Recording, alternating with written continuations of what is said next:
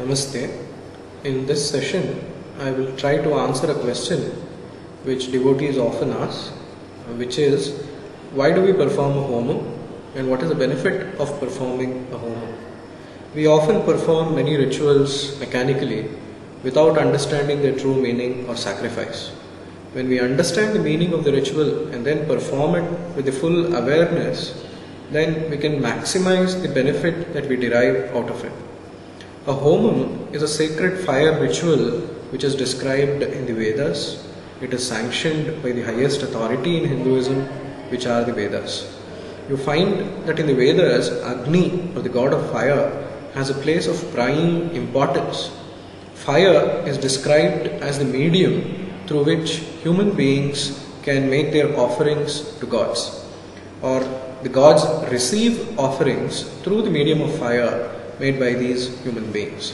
In the Bhagavad Gita also, you find an echo of this argument when Lord Krishna tells Arjuna that there is a symbiotic relationship between human beings and gods, and that it is the duty of every human being to make such offerings to the gods as a thanksgiving in return for all the blessings that he has received from the divine forces in the universe. So therefore, the Vedas talk of many different types of fire sacrifices, homams, for different stages of life, for different needs and purposes. Some of these homams are in fact considered compulsory, that is, we are expected to perform these homams at least once in a lifetime.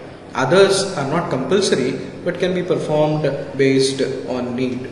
For example, in the Ramayana there is the description of the homam called Putra Kameshti, which Dasharatha performs in order to get the blessings of children.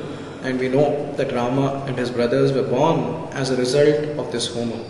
There are many different interesting types of homams which are described. For example, if your marriage is getting delayed, there is a famous Swayamvara Parvati homam which is to be performed in order to find a suitable life partner quickly. Or if there is a childless couple which desires children, there is the Santana Gopala homam in addition to the Putra Kameshti, which is often performed by Vaishnavas to please Lord Krishna in order to beget children. Or let us say you're plagued by jealousy at the workplace, or you're troubled by opponents at the workplace. There are homams like the Sudarshan homam in order to overcome enmity and hostility.